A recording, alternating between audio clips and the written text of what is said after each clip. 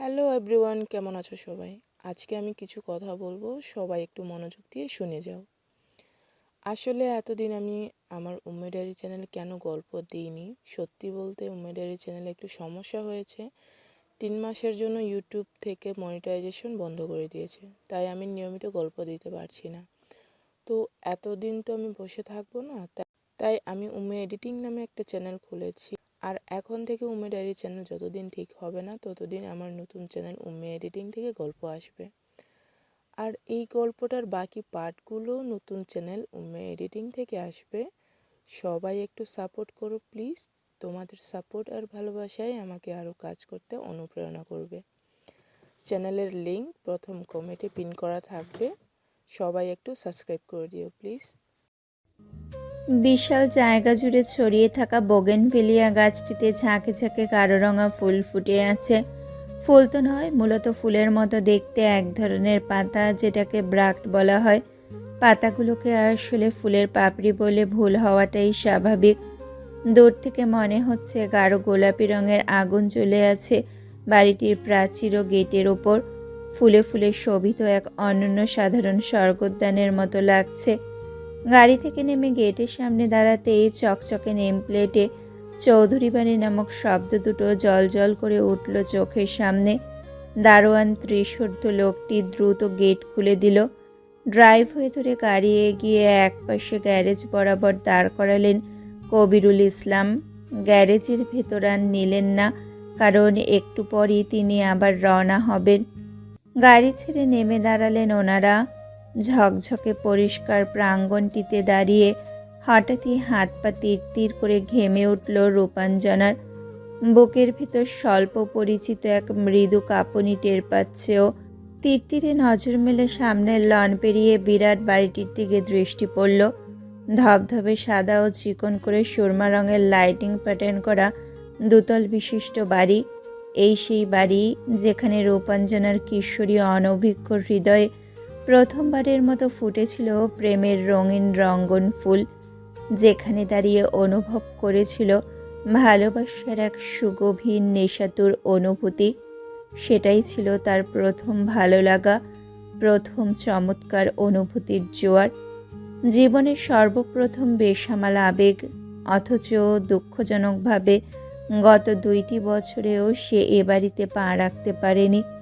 এমনকি সেভাবে যোগাযোগও হয়ে ওঠেনি কারো সাথে। আজ এতদিন পর এখানে দাঁড়িয়ে পুরনো সেই অনুভূতিগুলো হানা দিয়ে যাচ্ছে তার অস্থির চিত্তে। চোখের সামনে ভেসে উঠছে অদ্ভুত ভালো লাগাময় সেই দিনগুলো। আবেশিত হয়েও চেয়ে আছে বাড়িটির মসৃণ অবয়বে। পাশ থেকে হঠাৎ বাবার গলার শব্দে চমকে ফিরে তাকালো রূপাঞ্জনা। কবিরুল ইসলাম তাড়া দিয়ে বললেন, কি হলো? দাঁড়িয়ে পড়লি কেন? রূপাঞ্জনা সামান্য মাথা নাড়িয়ে সামনে এগিয়ে গেল। চৌধুরী বাড়ির সদর দরজা খোলাই ছিল। বিরাট মেহগনি কাঠের অতিকায় দ্বারটা দিনের বেশিরভাগ সময় খোলাই থাকে, কারণ দারোয়ান গেটে পাহারায় বিদ্যমান সারাদিন। আর প্রধান ফটক মূল বাড়ি থেকে বিশাল দূরে হওয়ায় ভয় এখানে পরবাসী। আওয়াজ পেয়ে রূপাঞ্জনার একমাত্র খালামণি রাজিয়া চৌধুরী দ্রুতপদে রান্নাঘর থেকে বের হয়ে এলেন। খুশিতে ডগমগিয়ে উঠে ঝাপটে ধরলেন ভাগ্নিকে। পরপরই একরাশ অভিযোগের বন্যা বইয়ে ভাসালেন ওদের। কি কঠিন মেয়ে রে তুই রূপ। মানুষ কি বছরে একবারও খালার বাড়িতে আসে না? আর দুলাভাই আপনি আপনি তো একটা ফোন দেওয়ারও সময় পান না। রাজ্যের কাজ যেন সব আপনাদের উপরে গছানো আছে। কবির সাহেব হেসে নিজেও অনুযোগ করলেন, তুমি নিজে গেলেও তো পারো। সংসারের বাইরেও মাঝে মধ্যে এদিক সেদিক বেড়াতে যেতে হয়, তবেই না মন মেজাজ শরীর স্বাস্থ্য ভালো থাকে। রাজিয়া বেগম কপট রাগের ভান করে বললেন, হয়েছে, আপনাকে আর স্বাস্থ্য বিশারদ হতে হবে না। এখন এসে একটু রিল্যাক্সে বসুন তো। সেই কখন গাড়িতে উঠেছেন? রাজিয়া বেগমের পিছু পিছু রূপাঞ্জনারা ড্রয়িং রুমের সোফায় গিয়ে বসল। এই ঘরটাতে গাছপালা দিয়ে এক এলাহি কাণ্ড করে রাখা। প্রতিটি কোণে ছোট বড় টবে এই গাছ সেই গাছ, পাম গাছ থেকে শুরু করে মনস্টেরা, ফান, স্ন্যাক্স প্লান্টগুলো ঘরের কৃত্রিম সাজসজ্জার সাথে শতভাগ সামঞ্জস্যপূর্ণ হয়েছে। সবচেয়ে সুন্দর আর রূপাঞ্জনার পছন্দনীয় হচ্ছে দেওয়ালে টানানো পাতাবাহারগুলো। অনেক বছর পর সে রূপাঞ্জনা সারা ঘরে একে একে চোখ বুলিয়ে দেখছিল কি পরিবর্ধন ঘটেছে। 2-3 সেট সোফার প্রতিটি কভার চেঞ্জ হয়েছে, কুশনের আকৃতি পরিবর্তন হয়েছে, সাথে টিভিটার আকারও বেড়ে দেওয়ালের অনেকাংশ জুড়ে নিয়েছে। অর্থাৎ এই সবই নতুন সংগ্রহ। কবির সাহেব আরাম করে বসে রাজিয়াকে জিজ্ঞেস করলেন, তা তোমার স্বামী মহাশয় আসেন কখন? আমাকে আবার বের হতে হবে তো। আসতে বলো, দেখাটা করেই যাই। সে আসবে দুপুরে খাবার সময়, সুতরাং আপনাকে সন্ধ্যার আগে ছাড়ছি না। খেয়ে দিয়ে একবারে রেস্ট নিয়ে তারপরে যাবেন। পরদিন হলে পরদিনই পৌঁছাবেন। কবির সাহেব হাসলেন, আমুদে গলায় বললেন, রাস্তাঘাটের জ্যাম সম্পর্কে দেখছি তোমার কোনো জ্ঞানই নেই শালিকা সাহেবা। সন্ধ্যায় বের হলে পৌঁছতে পৌঁছতে আমার পরদিন সন্ধ্যা হয়ে যাবে, বুঝলে? রাজিয়া বেগম নাছোড়বান্দার স্বরে বললেন, তবুও আজ আমার কথা ফেলতে পারবেন না, বলে দিচ্ছি। কবির সাহেব আর কিছু না বলে সশব্দে হাসলেন। রাজিয়া বেগম রূপাঞ্জনার দিকে ফিরে তাড়া দিয়ে বললেন, তুই এমন মন মরা হয়ে বসে আছিস কেন রে রূপ? চল তোর রুম দেখিয়ে দিই, চট করে ফ্রেশ হয়ে নে। আমি নাস্তা রেডি করে রেখেছি। দুলাভাই, আপনিও ওর সাথে গিয়ে ফ্রেশ হন। রূপাঞ্জনা ক্লান্ত পায়ে খালামণির পিছনে এগিয়ে গেল। তার সাথে কবির সাহেবও আসলেন, হাতে মেল লাগেজটা নিয়ে। সেই সুদূর নারায়ণগঞ্জ থেকে নিতান্তই হেলা করে এসে ঢাকায় ভর্তি পরীক্ষা দিয়েছিল রূপাঞ্জনা।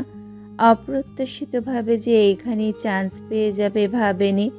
তার উপর খালামণির বাসায় থাকতে হবে সেটা তো আরও আগে কল্পনা করেনি।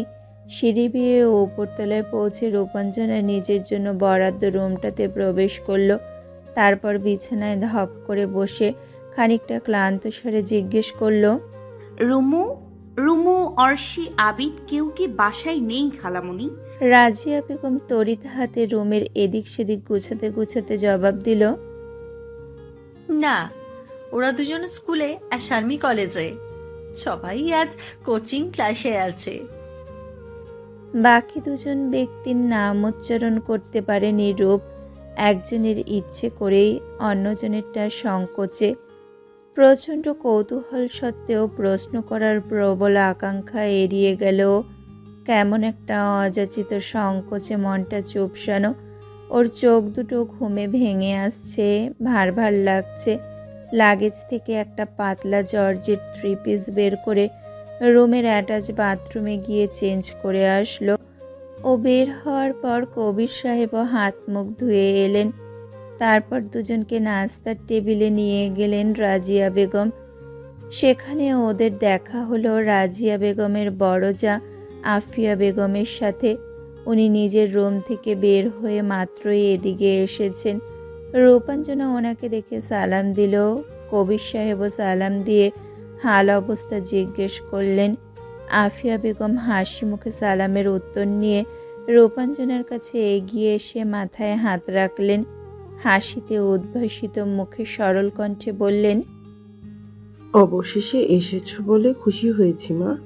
তুমি যে এত বোকা আমরা ভাবিনি। ভার্সিটির কাছে আমরা থাকতে তুমি কিনা চাচ্ছিলে হলে উঠবে। তাহলে আর দুনিয়ায় আত্মীয় স্বজন থেকে কি লাভ বলো তো? কবির ভাই খুব ভালো করেছেন ওকে নিয়ে এসে। কবিরুল ইসলাম সশ্রদ্ধেয় ভঙ্গিতে হেসে বললেন, আপনাদের ভরসাতেই আদরের একমাত্র মেয়েটাকে চোখের আড়ালে এতদূর থাকার অনুমতি দিয়েছে আপা। আপনাদের ভরসাতেই আদরের একমাত্র মেয়েটাকে চোখের আড়ালে এতদূর থাকার অনুমতি দিয়েছে আপা। নয়তো অ্যাডমিশনই বাতিল করে দিতাম। শুরুতে রাজি থেকে ভর্তি পরীক্ষা দিলেও অ্যাডমিশন পাওয়ার পর ওর সাথে সাথে আমরাও ঘাবড়ে গিয়েছিলাম। রাজিয়ার প্রস্তাবের পর ভেবেচিন্তে স্বস্তি পেলাম আর কি। আফিয়া বেগম হেসে প্রতিউত্তর করলেন, খুব সঠিক করেছেন। একমাত্র ভাগ্নি খালার কাছ থেকে পড়তে অসুবিধা কোথায়? ও তো আমাদের সন্তানের মতোই। ইতস্তত রূপে দাঁড়িয়ে দাঁড়িয়ে নখ খুঁটছিল। অস্বস্তি হচ্ছে কেন যেন আজ। আগে যখন আসতো তখন এমনটা হয়নি।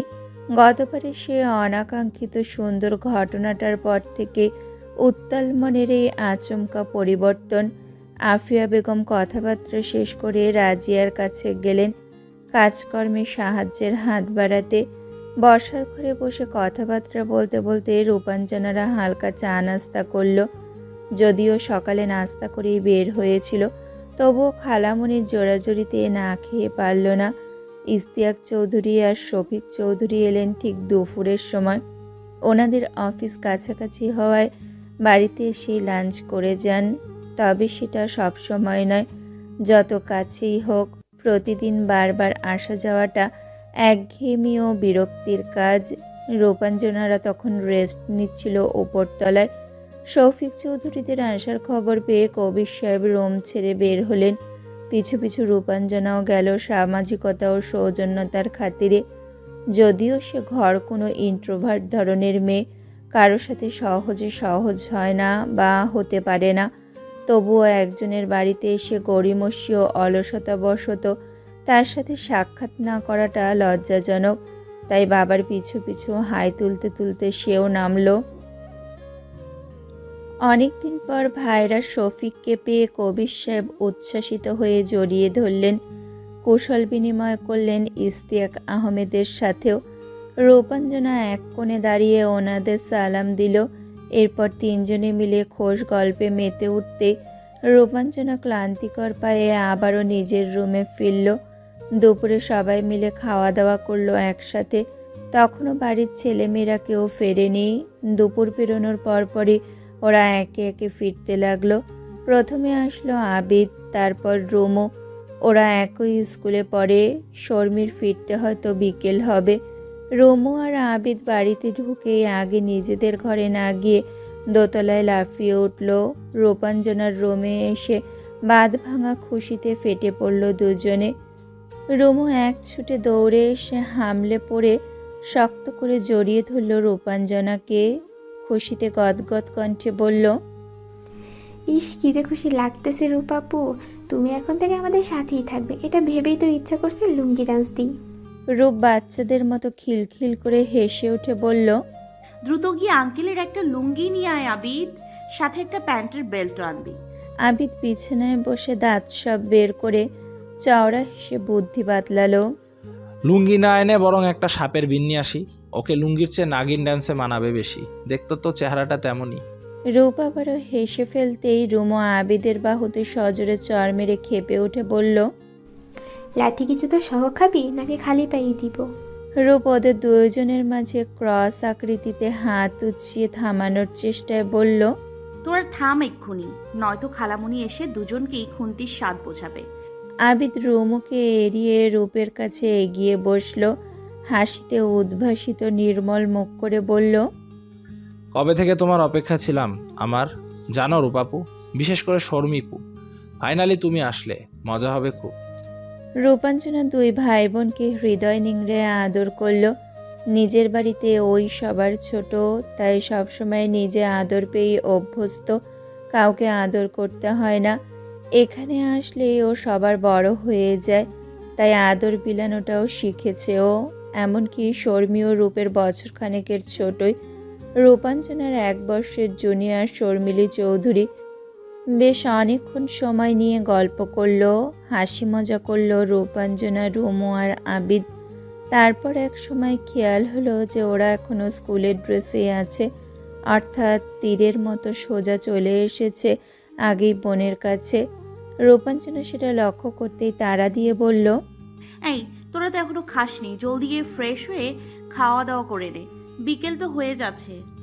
মাথা নেড়ে আবিদ রুমু নিচে নেমে গেল। ওরা দুই ভাই বোন নিচতলার কামরাতেই থাকে। শর্মি থাকে ওপরে, আর সাথে সেই দুইজন ব্যক্তি যাদের নাম তখন রূপাঞ্জনা উচ্চারণ করেনি। উপরতলার 4টা কামরার মধ্যে একটা ছিল স্পেশাল গেস্ট রুম। শর্মির রুমটার মতো বিরাট বড় একটা বেডরুম, যেটাতে আজ থেকে নির্দিষ্ট কিছু বছর থাকবে রূপাঞ্জনা। রুমু আবিদ বলে গেল সব কাজ সেরে আবার আসবে রূপাঞ্জনার সাথে গল্প করতে। রূপাঞ্জনা হেসে ফেলল।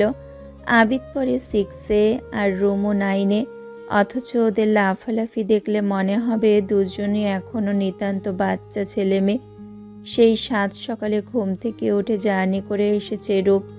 এখন চোখ ভেঙে স্রোতের পানির মতো কুলকুল করে ঘুম নেমে আসছে। সেই হাতের মোবাইলটা রেখে শুয়ে পড়ে চোখ বন্ধ করলো। ঘুম নামক বস্তুটা ওর কাছে ভীষণই সোজা। শুতে না শুতেই ঘুম নেমে আসে সুরসুর করে। রূপাঞ্জনা অলস হাই তুলে চোখ বন্ধ করতে মনের কোণে ভেসে উঠল 2 বছর আগের সেই শিহরণ জাগানো অসাধারণ দিনগুলোর কথা। সেসব ভাবতে ভাবতে কখন ঘুমিয়ে পড়ল জানে না। বিকালের আজানের সময় কবির সাহেব ওকে ডেকে তুললেন। ওনার এখন ফিরে যাওয়ার সময়। সবার থেকে বিদায় নিয়ে রূপাঞ্জনাকে দীর্ঘ সময় নিয়ে আদেশ উপদেশ দিয়ে চলে যান তিনি। রূপাঞ্জনার হঠাৎ কেমন অসহায়ের মতো কান্না পেতে লাগলো। বাবা মাকে ছাড়া এত দূরে ও কীভাবে থাকবে? কখনো তো থাকতে হয়নি। তারপর আবার ভাবলো এখানে তো খালামণি, ভাই, বোন, আত্মীয়দেরকে পাচ্ছে, তাও হোস্টেলে থাকলে তো সেটাও পেত না। তখন মনের অবস্থা আরও নাজেহাল বিপর্যস্ত হতো। ইতিবাচক চিন্তাভাবনা দিয়ে নিজেকে সামলায় রূপাঞ্জনা। প্রথমে অবশ্য হলেই থাকতে চেয়েছিল, কিন্তু রাজিয়া বেগম এক কথায় অটল। একমাত্র বোনের মেয়ে, একমাত্র ভাগ্নিকে তিনি কিছুতেই হোস্টেলে থাকতে দিবেন না। ওনাদের এত বড় বাড়ি থাকতে মেয়েটা কেন একা একা কষ্ট করবে? এমন অবিচল যুক্তি ও জোড়াজুড়ির সম্মুখে কেউ আর অরাজি হতে পারেনি। অবশেষে আজ চলে এসেছে রূপাঞ্জনা। সামনের সপ্তাহ থেকে ক্লাস শুরু হবে, তবে ওরিয়েন্টেশনের জন্য কাল থেকে উপস্থিত হওয়ার প্রয়োজন আছে। মলিন হাসি মুখে বজায় রেখে বাবাকে বিদায় জানিয়ে সোফায় এসে বসল রূপাঞ্জনা। মূল দরজা দিয়ে প্রবেশ করে একটু সামনেই হাতের ডানে বসার ঘর, বায়ে খোলা বিরাট অংশের ডাইনিং স্পেস। খোলা হলেও আলাদা চৌকোনার মেঝে থেকে ইঞ্চি 3 উঁচুতে সেই অংশটাকে পৃথক করা হয়েছে। তার বরাবর দোতলায় ওঠার চওড়া সিঁড়ি, আর ডাইনিংয়ের পাশেই কিচেনের অবস্থান। কিছুটা বসার ঘরের মুখোমুখিও বলা যায়। বসার ঘরে আবিদ আর রুমু টিভিতে শিনচান দেখছে। এত বড় মেয়েকে হাঁ করে উৎসাহের সাথে বাচ্চাদের কার্টুন গিলতে দেখে রূপাঞ্জনা ফিক করে হেসে ফেলে বলল, তুই এখনো এগুলো খাচ্ছিস? এগুলো দেখার বয়স আছে তোর অত্যন্ত এখনো? মনোযোগের মাঝখানেই ফিরে তাকালো রুমু। চোখ বড় করে প্রাণচাঞ্চল্যকর হাসি হেসে বলল, আরে আপু, কি যে মজা! তুমি তো বুঝো না, একটা এপিসোড দেখেই দেখো না, সেই ফান। রূপাঞ্জনা বলল, থাক বোন, তুই দেখ তোর ফান। আমার তো ভাবতেই হাসিতে পেট ফেটে যাচ্ছে। রুমু কৃত্রিম ঠোঁট ফুলিয়ে বলল, যাও, পিছিও না তো। রূপাঞ্জনা বলবে কি বলবে না একটু অবশেষে বলেই ফেলল, আমি যে দেখি না তা কিন্তু নয়, হঠাৎ হঠাৎ আর কি, মানে যখন খুব ক্রেভিং হয় তখন দেখি, তোর মতো রেগুলার না। রুমু আগ্রহী চোখে ফিরে বসে জানতে চাইল, সিরিয়াসলি কোনটা দেখো তুমি? যখন যেটা ইচ্ছে করে। ওরা দুজন টিভিতে চোখ রেখে গল্প করছে। এরই মধ্যে বাড়ি ফিরল শর্মিলি। কলেজের শেষ বর্ষে আছে সে। রূপের 1 বছরের জুনিয়র। বাড়িতে ঢুকে শব্দ পেয়ে এগিয়ে এসে রূপাঞ্জনাকে দেখে উচ্ছ্বাসিত হয়ে ছুটে এলো। সোফার কার্নিশে বসে এক পাশ থেকে রূপাঞ্জনাকে আলতো করে জড়িয়ে নিয়ে মিষ্টি হেসে বলল, রূপ, এতদিনে আসলে তবে? আহ, কত মিস করেছি তোমাকে। শর্মিলি ওর খালামণির জায়ের মেয়ে হলেও ওদের বন্ধুত্ব কাজিনের মতো। হিসেবে কাজিনও তো বলাই যায়। রূপ হেসে প্রতি উত্তর করল, হ্যাঁ, তাই তো একবারও আসোনি।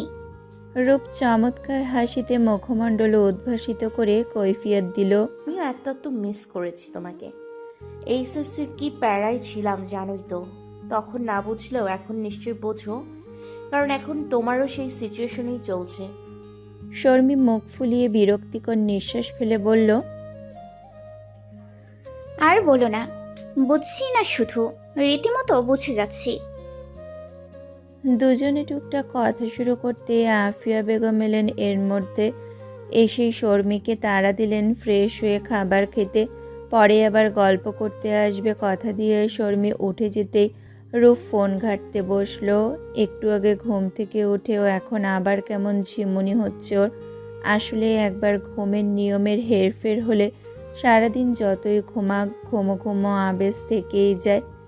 সন্ধ্যায় ইস্তিয়াক আর শফিক আঙ্কেল আসার পর ফ্রেশ হয়ে বসার ঘরে বসলেন ওনারা। রূপ উঠতে চেয়েও উঠতে পারল না, কারণ শর্মি সহ সবাই সেখানেই উপস্থিত তখন। চা নাস্তার বিশাল আয়োজন হাতে আফিয়া বেগম ও রাজিয়া বেগম সেখানেই এলেন। চা নাস্তার ফাঁকে ফাঁকে গল্প গুজবে আনন্দঘন এক সন্ধ্যা কাটল। ইস্তিয়াক ও শফিক সাহেব যদিও তেমন যোগ দিলেন না, ওনারা টিভির সংবাদ ও স্পোর্টসেই মনোযোগী। তথাপি মহিলা সবার কলকলানিতে বিরক্ত হলেন না মোটেও, বাধাও দিলেন না, বরঞ্চ শত কাজ থেকে নিস্তারের পর দিন শেষে পরিবারের এই কোলাহলটা যেন ওনাদের ভার ভার মাথাটা হালকা করতে সাহায্য করে, সাথে মনে প্রশান্তি এনে দেয়। এই একটা বিষয় রূপের অত্যন্ত মন কাড়ে। এত এত কঠিন কাজের চাপ শেষে রাশভারী লোক দুটি পরিবারের প্রতি কতই না অমায়িক। সবার সাথে আড্ডা মুখর সময় কাটিয়ে নিজের রুমে ফিরল রূপ।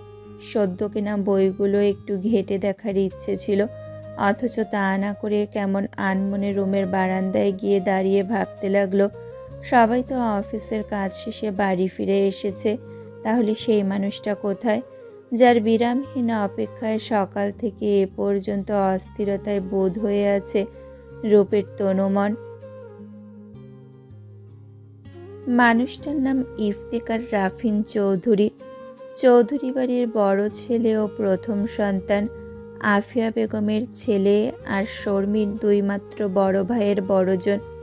ইস্তিয়াক আঙ্কেল ও আফিয়া আন্টির 3 ছেলে মেয়ে। মেজ ছেলে আফনান জাবির চৌধুরী, রূপের বছর 6 সিনিয়র। এতদিনে হয়তো পোস্ট গ্রাজুয়েশন সম্পন্ন করেছে। তার সাথে রূপের কিছুটা ফ্রেন্ডলি সম্পর্ক ছিল এক সময়, এখন নেই। কেন নেই সেটা পরে জানা যাবে। ছোটবেলায় এই বাড়ি আসলে রাফিনকে না পেলেও জাবিরের সাথে বেশ সময় কাটিয়েছে রূপ। খেলাধুলা ঘোরাঘুরি কিচ্ছু বাদ নেই। জাবিরও বেশ বড় হলেও ঘোরাঘুরির লোভে শর্মি আর রুমোর মতোই রূপও তার পিছনে লেগে থাকতো। ওদেরকে খুশি মনে এদিক সেদিক নিত সে। নিজেও ছিল বিরাট ডানপিটে ধরনের ছেলে, চুপচাপ থাকলেও দুষ্টুমিতে তার জুড়ি ছিল না। নিঃশব্দে এমন সব দুষ্টুমি করে রাখত যে খুঁজে বের করা মুশকিল হতো কাণ্ডটা কার। জাবির রূপকে স্নেহ করত বেশ, তাই তো ছোট বোন শর্মির মতো ওকেও তুই বলে সম্বোধন করত ছোট থেকেই। তবে গতবার অনেক অনেক বছর পর যখন হিমিয়াপুর বিয়ে উপলক্ষে এসেছিল, সেই চিরচেনা চঞ্চল জাবিরকে দেখে আশ্চর্য হয়েছিল রূপ। আগে সেই উচ্ছলতা তো নেই, বরং অতিমাত্রায় গাম্ভীর্য যেন জায়গা করে নিয়েছে তার চরিত্রে। পুরুষোচিত দেহটাও যেন ততদিনে পরিবর্তিত হয়েছিল আগের সেই তরুণ ধাঁচ থেকে যুবক পুরুষের গণ্ডিতে।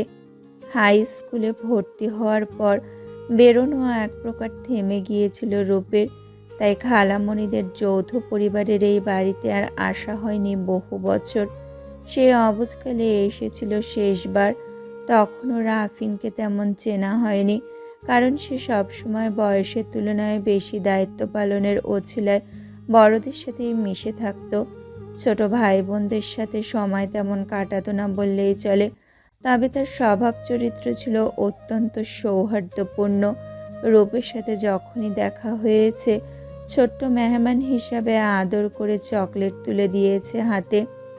নিচের কৃত্রিম আলোয় উজ্জ্বল গার্ডেনে চোখ রেখে রূপ আনমনা হয়ে ভাবল, গতবার দেখেছিল রাফিন ভাইয়া চৌধুরী এন্টারপ্রাইজের অফিসে ব্যবসার কাজকর্ম সামলান, তাহলে আজ আঙ্কেলদের সাথে বাড়ি এলেন না কেন তিনি? রাত পর্যন্ত অপেক্ষা করার পরও যদি না ফিরে তাহলে রুমকে জিজ্ঞেস করার সিদ্ধান্ত নিল রূপ। গতবার যখন এসেছিল তখনও এই রুমটাতেই থেকেছিল রূপ আর ওর মা নাদিরা বেগম। প্রতিটি কামরার মতো এটাতেও একটা বারান্দা আছে। এটা হচ্ছে দোতলার কোণের দিকের একটা কামরা। আলিশান বাড়িটার সবগুলো রুমই বিশাল বিশাল। রূপ বারান্দা দিয়ে সামনের ফুলের ছাওয়া বাগানের দিকে তাকিয়ে ভাবতে লাগলো অতীতের স্মৃতি বিজড়িত দিনগুলো। অতীত তখন বছরের সর্বশেষ মাস ডিসেম্বর।